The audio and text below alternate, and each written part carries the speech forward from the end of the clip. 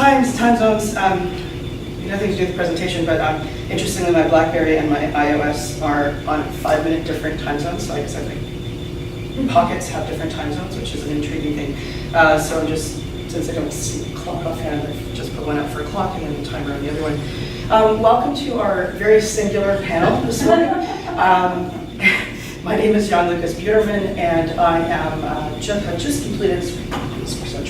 I have just completed my Master's of Education thesis in Educational Policy Studies at the University of Alberta in Edmonton, Alberta, Canada, which is part of the Treaty 6 lands. So Treaty 6 is a treaty that Canada has with our Indigenous peoples, and it is very important in a time of reflection and reconciliation for us to acknowledge our Indigenous and treaty peoples, because we in fact are all treaty people in our nation.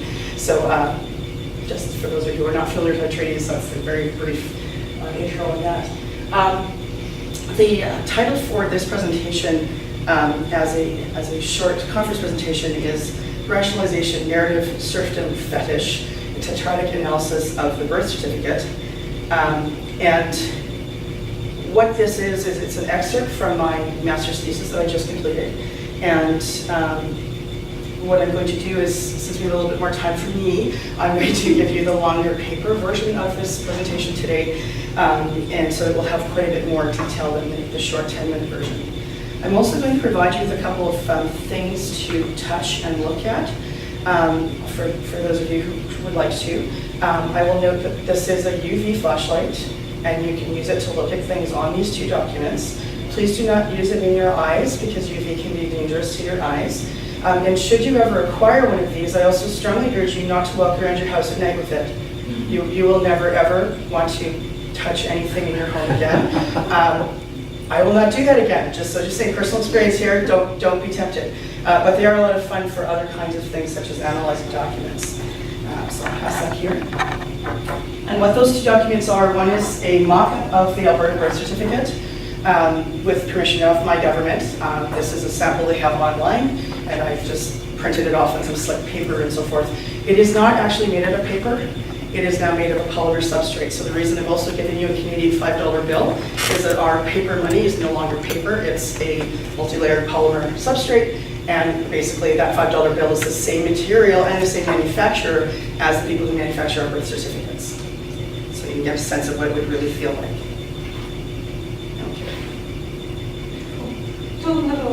Oh, sorry, it's on the bottom there. You go. Yeah, push. There you go. Perfect.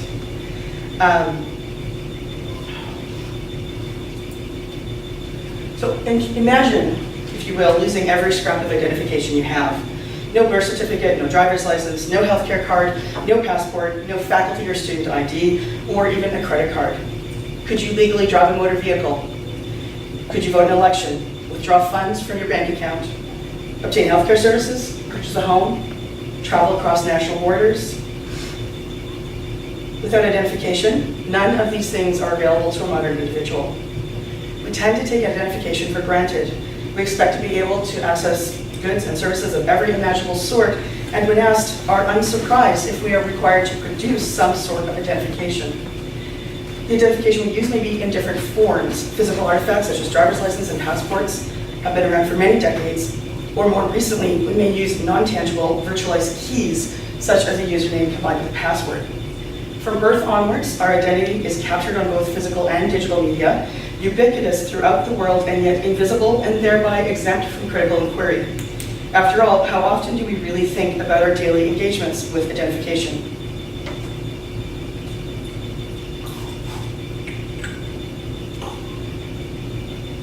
Rather than comfort us, the invisibility of our identification should rightly concern us. Our identification, whether it is physical or virtual, is comprised of technologies within technologies, most of which we may interact with regularly but not even perceive of as technology in the first place. This lack of perception may leave us vulnerable to persistent effects of such technologies within our lives, particularly if we additionally conceptualize the technologies or technologies of identification as somehow normal and or neutral. This vulnerability is illustrated by Heidegger's 1977 warning that we are delivered over to technology in the worst possible way when we regard it as something neutral. Many types of formal state-issued identification documents exist. Canada's National Criminal Law defines these as including 11 specific types of documents that have been issued or purported to be issued by a department or agency of the federal government or of a provincial or foreign government. So birth certificates, driver's licenses, and passports are probably among the most familiar to many, but in Canada, some other identification artifacts that are used to establish an individual identity may include military identification, certificate of Indian status, and I will just note that that is still what the law calls this, but we no longer refer to our Indigenous peoples as Indian, as well as federal, provincial, or territorial employee identification cards, among other possible documents. This analysis narrows the interrogation of the notion of state-issued identification to the single piece of modern identification that is most commonly a prerequisite for obtaining other forms of state-issued identification, the certified extract of a record of birth, or as it is more commonly known, a birth certificate. The birth certificate is implicated directly or indirectly in every form of Canadian identification that I have reviewed during my research pursuits, including the other pieces that I've listed to you. For the modern Canadian, this deceptively humble document is the linchpin of an entire life. Without a birth certificate, the many other forms of identification we've come to rely on for routine interactions and transactions with both public and private sectors are well nigh impossible to obtain through legal means. The theoretical framework and research question of this study is: what is the relationship of identification to individuals? What are the performative dimensions of identification technologies? What does the birth certificate actually do? To investigate technology and its interaction with humans, I situate this study within the theoretical framework of media ecology generally, and specifically by using the laws of media as my analytical heuristic. The laws of media are intended to reveal the totality of individual and sociocultural effects of a particular media or technology. Is a birth certificate a medium? Marshall McLuhan, co-theorist of the laws of media, considered media to be comprised of the entirety of things made by humans, which he elaborated as inclusive of language, laws, of ideas, of hypotheses, of tools, of clothing, and computers. According to McLuhan, human senses are affected by our technologies. Our media configure our awareness and experiences of each of us. This means that technologies are extensions of ourselves. Contemplating the relationship between media or technology, its human creators, and its resulting effects, McLuhan argues that all of our artifacts are, in fact, words. All of these things are outerings and utterings of man. Accordingly, the technology or medium of the birth certificate is intelligible under the heuristic of the laws of media, also known as the tetrad of media effects. The McLuhan's laws of media state that every medium has fourfold effects. Every medium enhances, retrieves, and, when pressed to an extreme, reverses. Following McLuhan's laws of media, the new science, questions concerning any medium or technology has four aspects. So framing the singular question regarding the birth certificate, I would ask, what does a birth certificate enhance, obsolesce, retrieve, and reverse? Now, to use and interpret the tetrad, you need to recognize that the word tetrad implies that it has four aspects, as McLuhan believes that every product of human effort manifests itself in the same four dimensions. Indeed, structuring a tetradic analysis as four quadrants within a space, rather than using a linear progression of one element to another, also enables us to reposition ourselves into a holistic perceptive mode, the mode of the dynamically many-centered, and to move away from the monolithic linear visual image. And I'm citing Suey and Goodchild, who are some Canadian academics discussing the tetrad.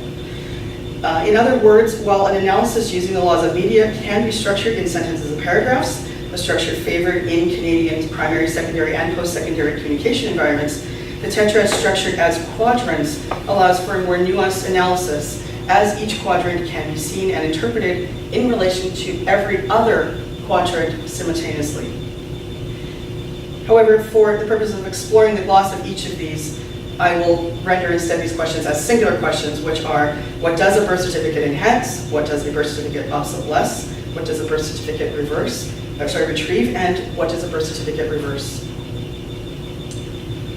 So according to Grunberg, Dozer, and Golombek, early attempts to register vital records in a central government office began in Britain in the 1800s due to increased mortality resulting from epidemics sweeping through the ever-growing urban centers.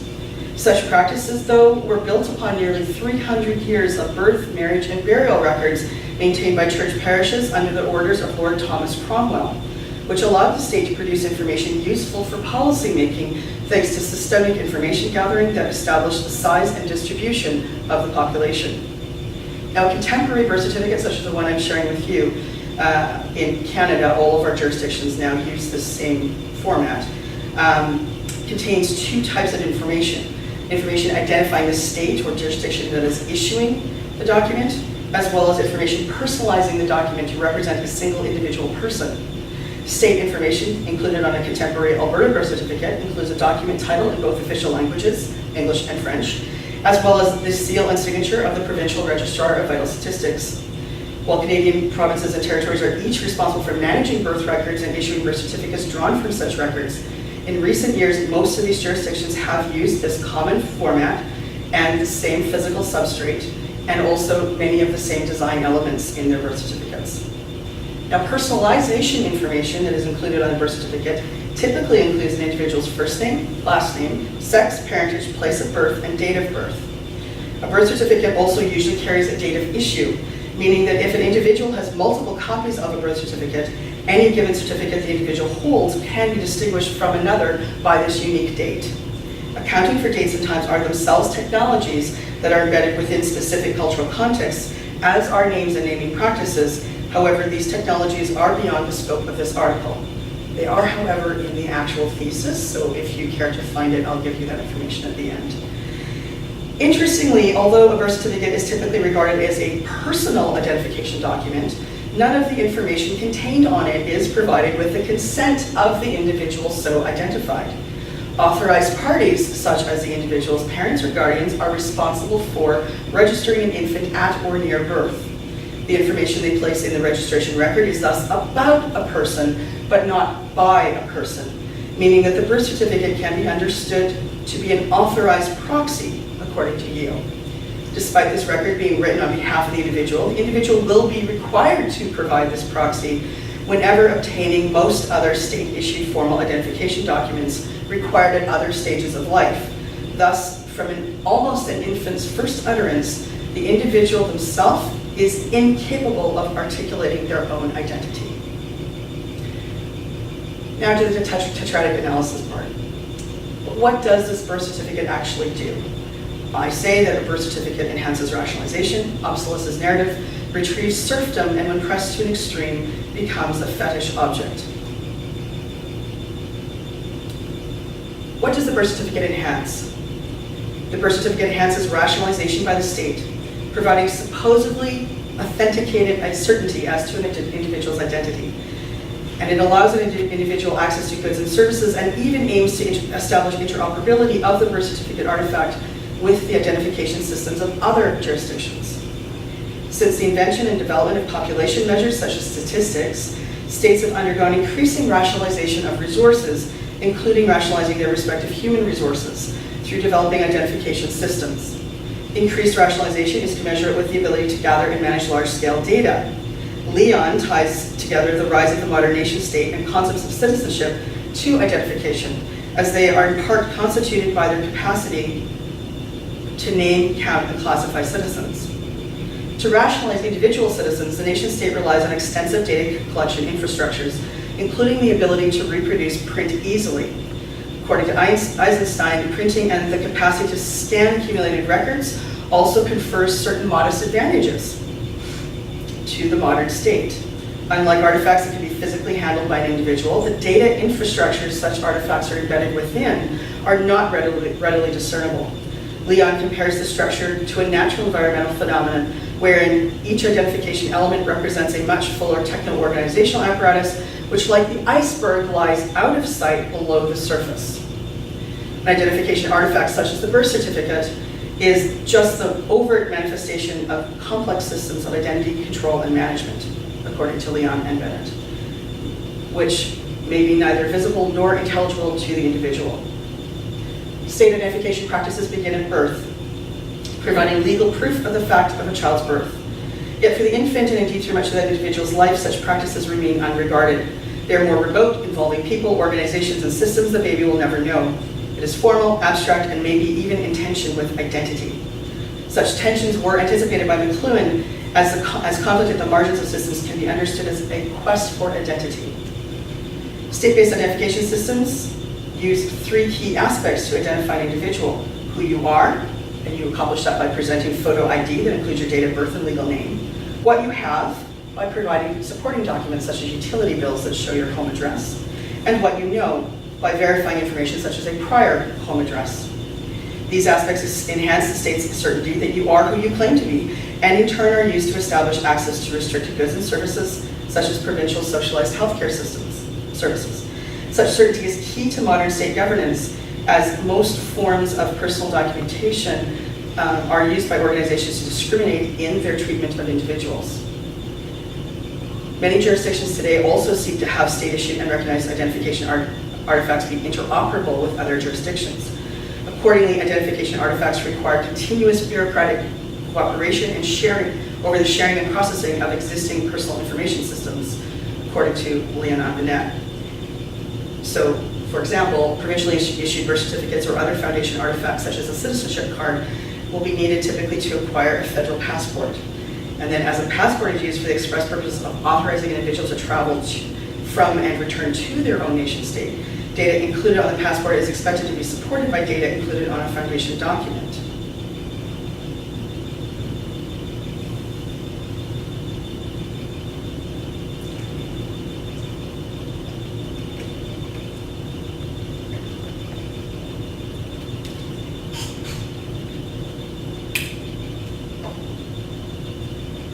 Leon tells us that as these documents become increasingly distant from the person and they require no access to speech or memory of the person, it is very much abstracted from the person.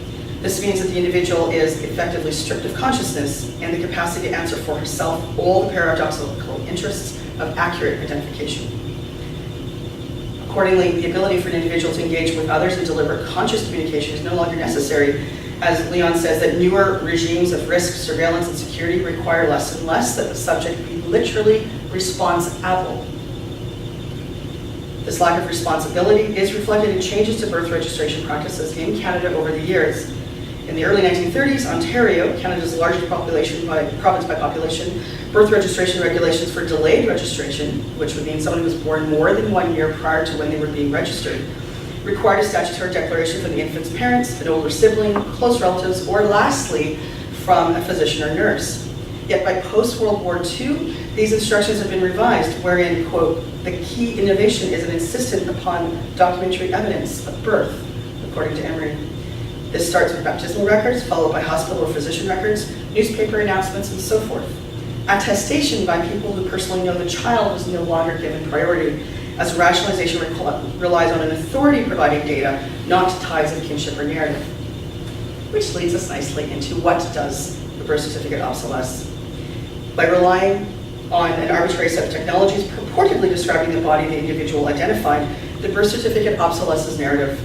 Leon notes that modern ID systems, that is to say, a physical artifact combined together with its virtualized, always-on databases, increasingly afford less discretion for those authenticating and validating an individual's identification, removing the ability for the individual's stories about themselves to carry any weight in identifying the self. Clark argues that organizations increasingly depend very little on the judgment of employees, local to the individual concerned, and very heavily on the information that they store in their files. So accordingly, what one knows about oneself has little bearing on what the state claims to know about one. An individual's personal agency in determining their own identity is hampered or even eliminated in the face of birth certificate technology. Amending this document, according to Appel, is thus not a personal matter, but one that involves the state. As an example, a transgender person needing to update identification artifacts typically faces many different agencies and levels of government, even if the individual is not actively crossing into a different jurisdiction. Although identity is social and relational, the difficulty is that ID systems are built on a bureaucratic base that already distances itself from the ordinary lives of real people, according to Leon, and that this distancing process is compounded by electronic networks that are invisible and little understood by these ordinary people, which I don't quote in this paper, but Leon does note in his book on this, that this includes even himself. Someone who studies this all the time also doesn't really know what these invisible virtualized databases really can do. In Alberta, we had a case called CFE Alberta in 2014, which is a good example of this, When CF was unable to update her birth certificate to match her female identity, she chose to address the root issue of her problematic identification artifact by successfully taking the government to court and overturning the discriminatory requirements that transgender people face in Alberta.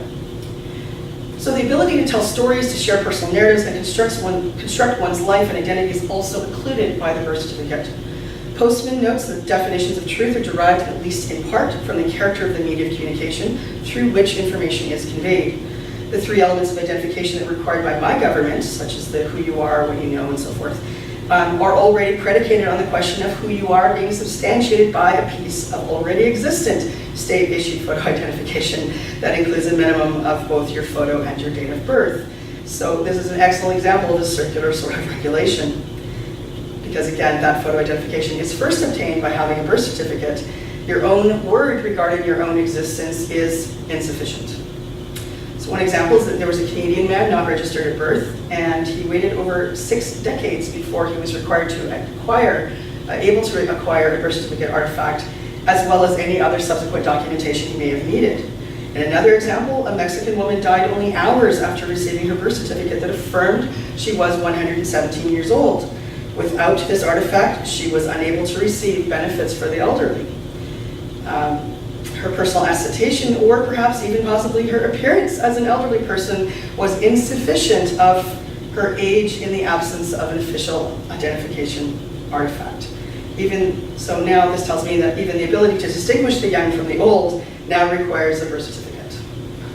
So one's personal agency to assert an identity to the state, your knowledge of oneself as a human person, even one's kinship ties are subsumed to the certainty of the state-recognized identification artifact, the birth certificate. This type of phenomenon is dubbed by Povey as the effect of accuracy, wherein the formal precision of the records make the records function as if they were not only precise but also accurate.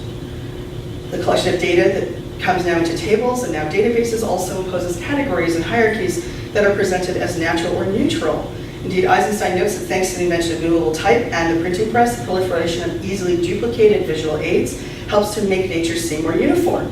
McLuhan then describes uniformity and repeatability as a principle that emerged from the development of the printing presses. He states that this principle was to find ever fuller expression as print raised visual quantification to eminence. So becoming quantified by the state in a uniform and repeated manner obsolesces the capacity to make personal attestation to one's place in the world, particularly when one is not necessarily capable of being uniform or repetitive in a manner that well aligns with what the state's classification regimes are. Yet, instead of being neutral or natural, data categories and hierarchies are subject to the whim of politics, culture, and the fashion of the time. But because the artifact appears to be non-human, its effects and its behaviors it affords are not necessarily recognized for what they are. Latour would describe this phenomenon as non-humans taking over the selective attitudes of those who engineered them. In other words, the artifact, such as a birth certificate, is not so much an extension of the person supposedly identified by it, but an extension of the thoughts, attitudes, and beliefs of its creators. These creators are, of course, not the infant themselves. They are only an authorized proxy that has created that record on behalf of the infant. So that leads us to what does the birth certificate retrieve? The birth certificate retrieves serfdom or villeinage, where one is tied to the land in ways that transcend individual agency and personal decisions. While not literally owned in the sense of chattel property, the contemporary citizen's relationship to the nation-state is increasingly one of serfship lordship, wherein the lord, the bureaucratic administrative realm of government, has the ability to exert substantial control over one's movement. For example, crossing borders in a contemporary society depends on proof of one's origins from one particular nation-state, sufficient to allow one to obtain additional identification artifacts, such as a passport. There is also a concurrent demand from the land that one intends to travel to that the individual will then carry identification from the foreign, that the foreign nation-state will recognize as valid. So while the passport might be seen as a means of traveling to other places, it is also a key artifact to be able to return to one's place of origin. This privilege of return depends upon classifications belonging to a particular jurisdiction, a figurative tie to a literal land that is revealed through the birth certificate artifact. So within the medium of the birth certificate, classification is retrieved as paramount. This means that any romantic notions of being the master of your own fate, of be all that you can be, is absolutely gone. What one can be is tightly controlled by the state. The birth certificate also does retrieve the notion of belonging in the sense of chattel, or being an owned individual, because the individual cannot make claims of citizenship without proof of citizenship from the state. So what this means is that our relationship with the state is actually quite deeply troubled. If the state refuses to recognize our birth, we are not seen as belonging to the state. According to Rule et al., this points to an important change in the relationship between citizens and state, because as this relationship is increasingly data-driven through, rather than having personal interactions, it's data interactions, this also results in increasing demands on personal privacy, as organizations will consume more and more personal data and use these data to shape their treatment of persons with whom they deal. So for example, in this country, policy practices that frame all people born in one particular place to be terrorists is then propped up by other agencies such as border security to do things such as access people's social media accounts and other passwords and related data to, by reviewing such data, they're then making decisions on that data without necessarily having enough analytical understanding of how to analyze that data and make a meaningful conclusion as to the safety or unsafety of that particular individual. According to Adams and Thompson, breakdowns and accidents of this sort that arise from conflicts between birth certificate artifact and the individual using the artifact provide good opportunities to both notice and observe some of the power exerted by the artifact, or at least catch glimpses of other actors such as data plans, security concerns, and screens. So rapid changes to border and air security that appears to be predicated on the place of one's birth is really only just one such example of breakdowns revealing ties between identification technologies and being bound to a particular land. Finally, we'll address the question of what does the birth certificate reverse into when pressed to an extreme.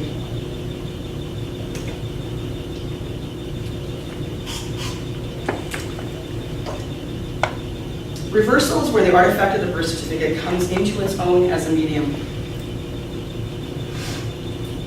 For, as Postman tells us, a medium directs us to organize our minds and integrate our experience of the world. It imposes itself on our consciousness and social institutions in myriad forms. As a medium, something that's ever present and taken for granted, the birth certificate reverses into an over-reliance on an apparently unassailable fact matrix established by the state, comprised of a particular aggregation of technologies included in the artifact. That means that whatever data the artifact depicts is interpreted by authorities to be truth, even if an individual's personal narrative may provably contradict the artifact. Grosvenor notes that when bureaucratic claims of our own official registers to know us to be ourselves alone and no one else, it thus establishes the individual as incompetent to attest to their own identity. Thus, the artifact becomes what Latour would note as a fetish. It's something that is invested with beliefs far outstripping any facts adhering to it. When Latour directs us to the history and development and deployment of the notion of a fetish, he talks about Portuguese traders who dismissed the beliefs of people in Guinea who worshipped religious idols that they had made with their own hands. Figuratively, this term fetish may be used to refer to something that is irrationally reverenced, according to the Oxford English Dictionary, which is the sense that applies here to this artifact of the birth certificate. Despite many components that form a birth certificate having some degree of fluidity and instability, such as names, even dates are actually not as solid as we often think. Once these are fixed in the artifact structure, the birth certificate itself is irrationally reverenced as a source of pure, unalterable truth. Latour notes that the word fact seems to point to an external reality, and the word fetish seems to designate the foolish beliefs of the subject. But the socio-cultural conditions in which the birth certificate exists insist that the artifact is objectively factual. The beliefs of the subject about their own identity and its attendant identification are thus brushed aside in favor of the factishness of this fetish object. So according to Eisenstein, since the development of printing presses, the effects of printing seem to have always been exerted unevenly, but always continuously and cumulatively.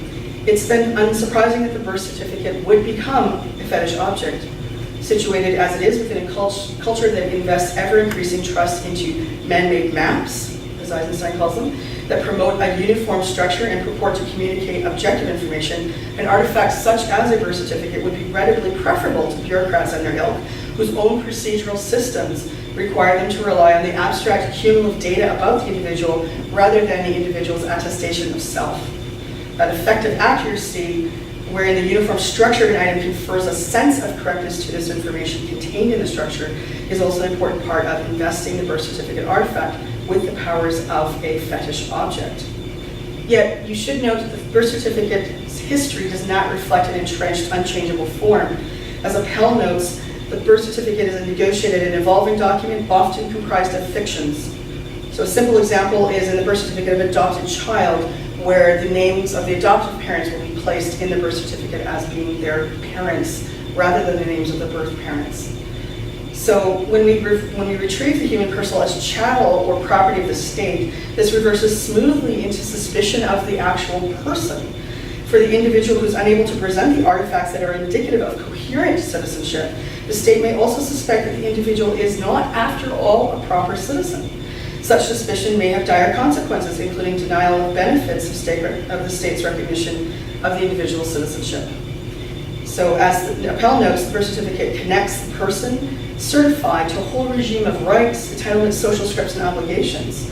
So without a birth certificate that reflects the assumed norms of a particular jurisdiction, including a name and binary identified sex, the ability to obtain additional artifacts of citizenship, such as a passport, is significantly impeded.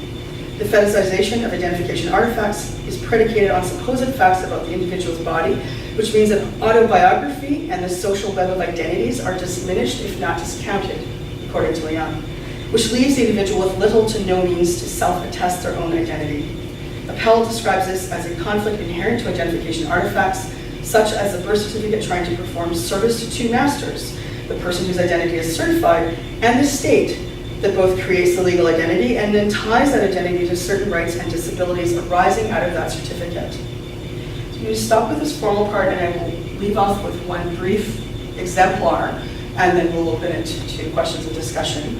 So my research sources were not ethics-approved people. I chose to collect all of my data from just things that are reported in newspapers around the world. So our Mexican example came from the Associated Press. Other examples came from CBC, Canadian Broadcasting Corporation, The Guardian, Australia, and a number of other publications, mostly respectable ones, perhaps a handful that are not so, but tried to collect information, in particular on any given story from a variety of sources.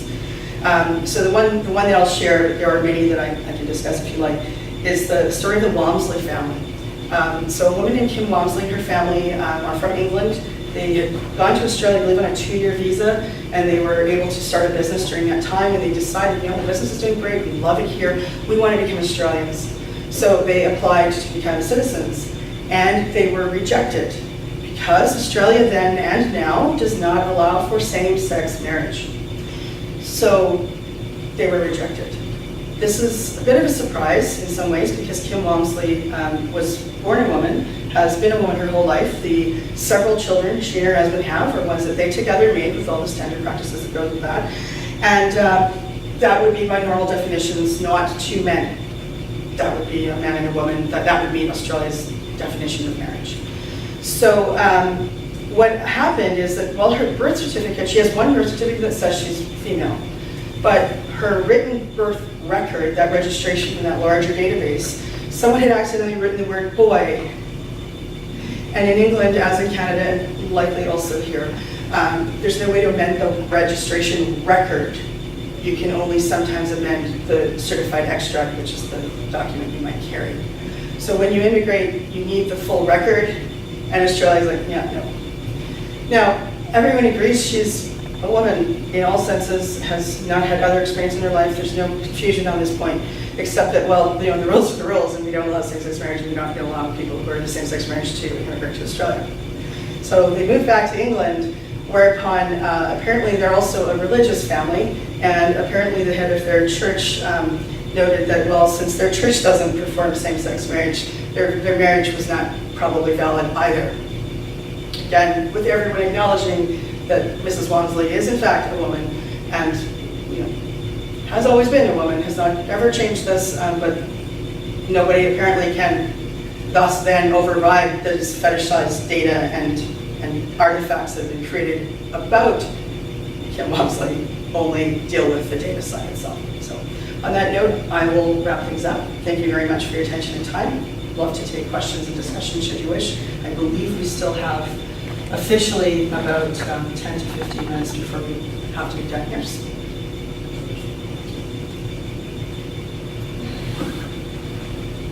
Paul. You're raising all kinds of interesting questions.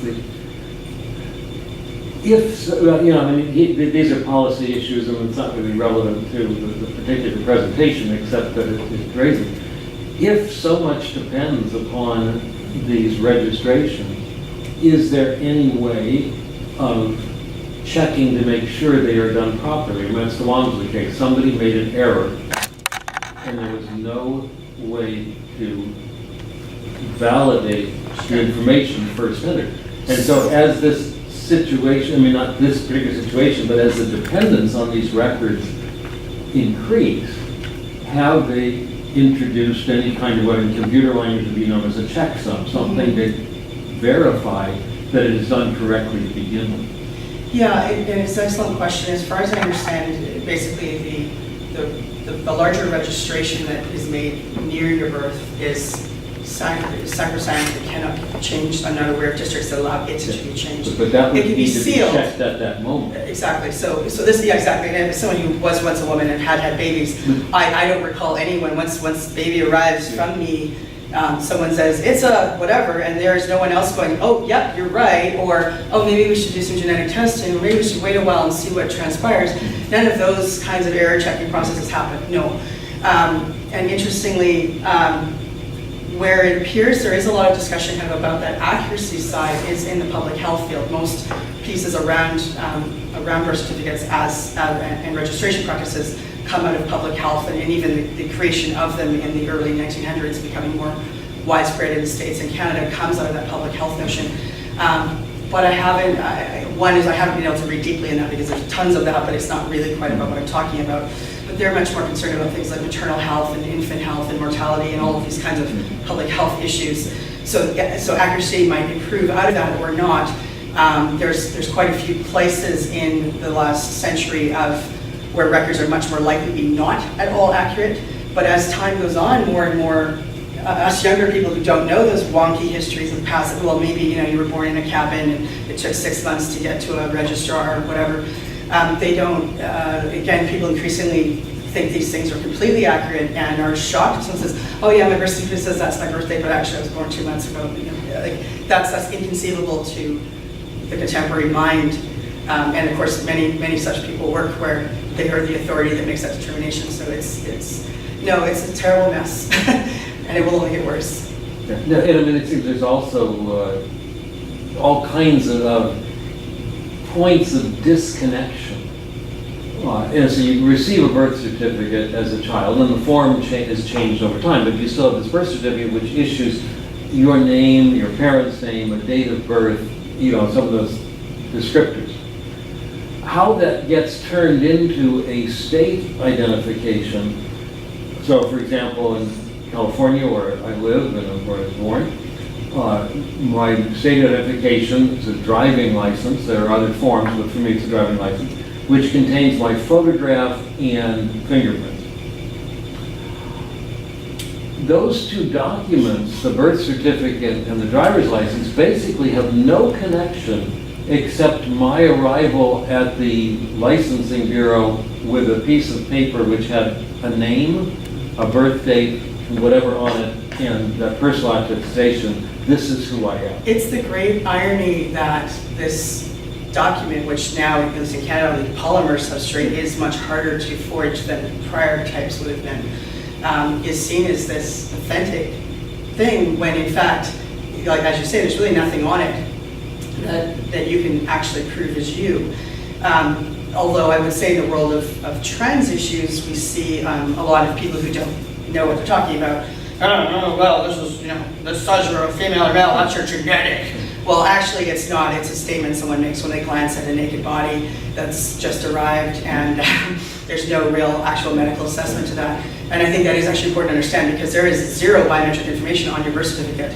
Yet modern documentation standards for driver's license, passports, and many other documents do require biometric information such as a biometric image, fingerprints, and other kinds of biometric information to be on them.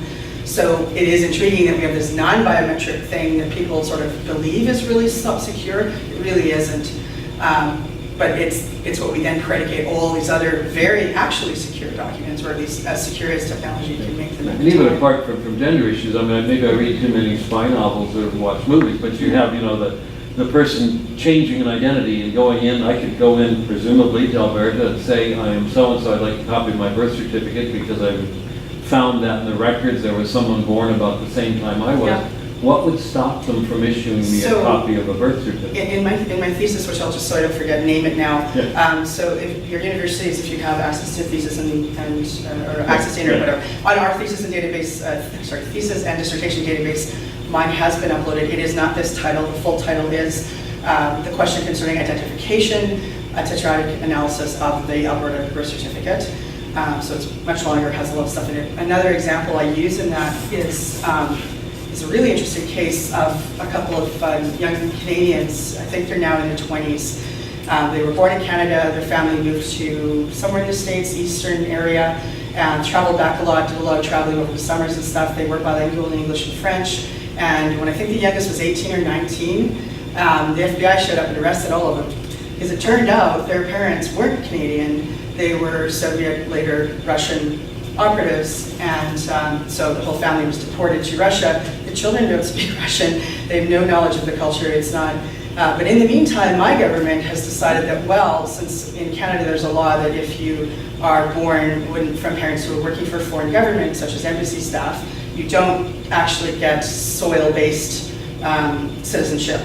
So they're saying, well, it doesn't matter that you were born in Canada. Your parents were actually being paid for by this foreign government. But they're like, well, they didn't know that. They didn't know their parents stole identities from deceased Canadian babies. Like, they had no idea. So it's really interesting because under my non-law, I'm not a lawyer. When I read the citizenship law, it's like, yeah, this looks pretty dodgy that our government's trying to strip this from the children who were born here. There's no question about that, whether they have a legal right to the names they were using because they were from people who were real people who were deceased. But it's really intriguing, and you can't even rely on the authorities being consistent in how they will interpret their own rules on this, which makes it really dodgy.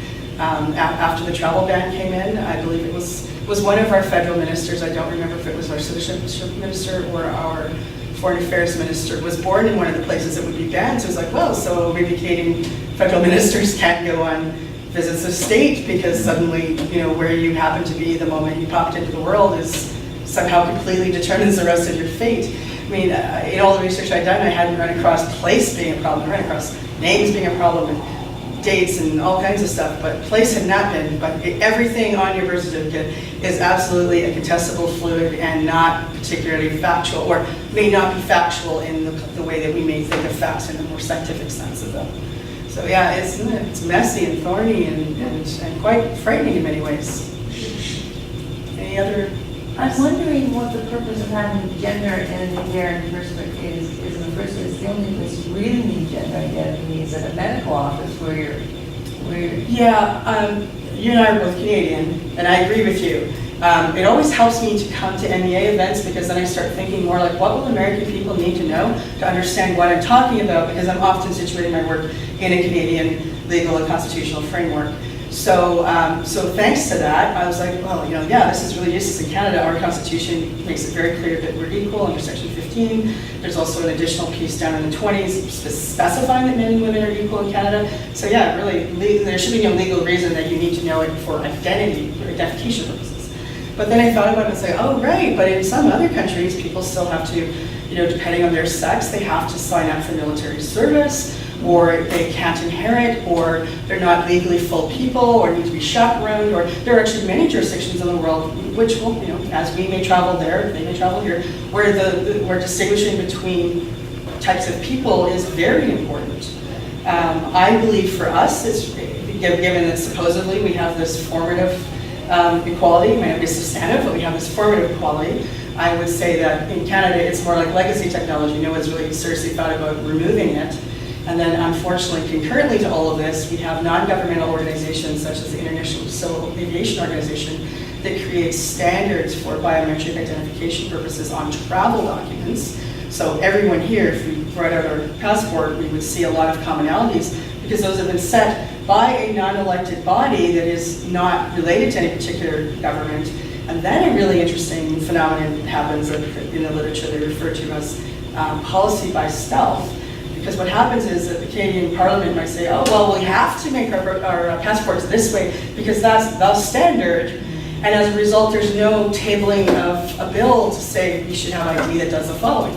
So we don't have anything in our Hansard, we have nothing in the public sphere debating those because we've just accepted that somehow magically there's a standard and we haven't questioned whether that's a reasonable standard. Under ICAO, by the way, you can be an F, an M, or an X, for example, if it's a sex marker issue, which is, some countries are allowing use of the X. The most recent statement I've seen from Passport Canada is that they would not do so because we were to have the most secure passports in the world. And of course, I'm left with, well, if taking only 2 out of 3 already existent standard options makes it more secure, surely it would be even more secure if they took away another one and just made everyone an M or everyone an F, because it's a really strange logic that not allowing all the possibilities on the international standard somehow makes yours better is odd. But that's the kind of logic we face. So I would say in Canada, technically, it's really immaterial except for some specific personal reasons. But in many jurisdictions, it might be very salient and very important still to the way their governments and cultures operate. Yeah, I didn't think of the other countries like places where let's say women have fewer rights and. Mm-hmm. Well, even in looking at our Canadian history on this, so to try and find out Alberta's history, I had to go into Northwest Territories because Alberta used to be part of the Northwest Territories. And they did have some things on registering birth, but what they talked about the most was how to make sure you wrote down correctly that the infant was a bastard. That make sure you write down in the name spot that this infant is a bastard. And if the child has a name, it's okay to write that in there, but in bigger letters you have to write the word bastard as well. And then on and on. Why was this so important? Because at the time it was very important that you weren't allowed to let a bastard inherit. Even if you loved your bastard, you were not allowed to give them anything, which is insane to my modern way of thinking. What the heck? But anyway, it was very important when the Northwest Territories became a territory that we don't have any of those bastards inheriting anything. And yeah, it's all just very, very strange, actually. And I say that's where we, in the early 1900s, the public health and sanitation movements start really changing this. And now, I should also perhaps note that outside of my own concerns about this particular document, we do know that in many countries, birth registration is one of the few ways people can get any recognition of citizenship. So, the United Nations is very much supportive of all children have a right to an identity, and you get that identity by being able to have that formal relationship with the state. So, okay, maybe we've agreed that this is the best way, but then the ability to change information on that document varies wildly.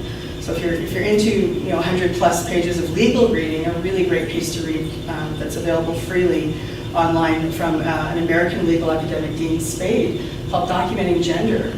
In 2008, Spade produced this piece, and it's basically a side-by-side analysis of every American jurisdiction that issues birth certificates, which is all of the states and also, I believe, the District of Washington, D.C., and oddly, the City of New York issues its own birth certificates, which are different rules than the state. And that's what he notes. He says people think there's a common sense solution to changing, for example, your sex marker. And yet all of these jurisdictions have wildly conflictual practices that they've developed. And it was quite amusing to see that distinction between New York State and New York City having quite a bit of difference between those two. It's very complex and very confusing. And so that's the only side-by-side analysis I've seen on this topic. But yet, Canada and the US, and I believe also Mexico, have an agreement about what our documents have to have on them. So our driver's licenses to be interoperable, so that if you, I apologize, I don't remember which province you're in, but if you decide to drive to Alberta, we'll still let you drive your vehicle without having to first get an Alberta driver's license, because we recognize that your driver's license is valid also in Alberta, just as if we choose to drive into America or down into Mexico, our licenses are valid.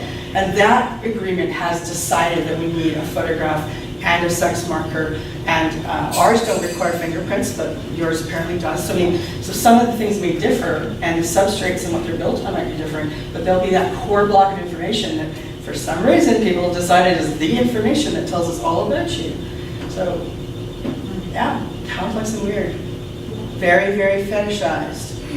And unfortunately, I feel that the tetrad tells us that it actually doesn't matter what it is. It doesn't need to be a birth certificate. It could be a back scratching pen. It could be the identification on it. If you don't have one of these, you are no longer an MEA citizen. Put a little chip in at birth. Exactly. So, you know, whatever we choose to fetishize in this manner, that because it's the medium is behaving this way, the actual specific artifact doesn't really matter. It's just that this artifact has evolved in certain ways over time and thus affords particular issues. So do you think that the certificate also says anything else that narrative? Because it's so important that without this document, you are nothing. Yeah, I think you can certainly find other things in obsolescence. The reason I chose narrative is sort of twofold.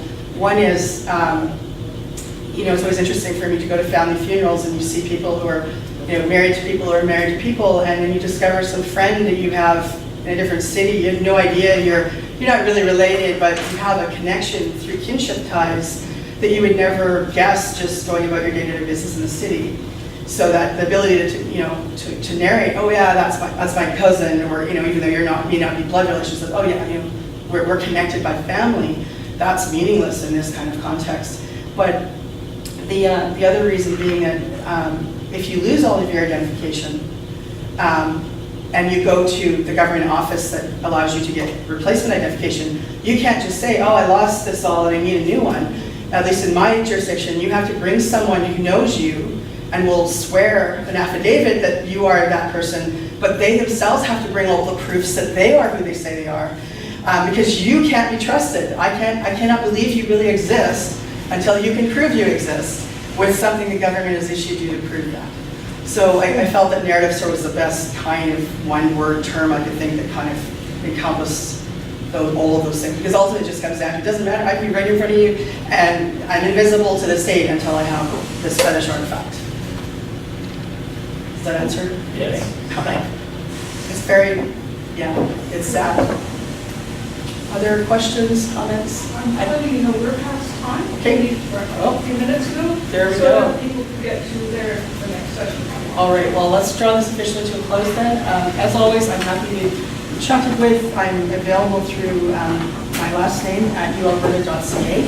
And thank you very much for coming today and your time. Thank you.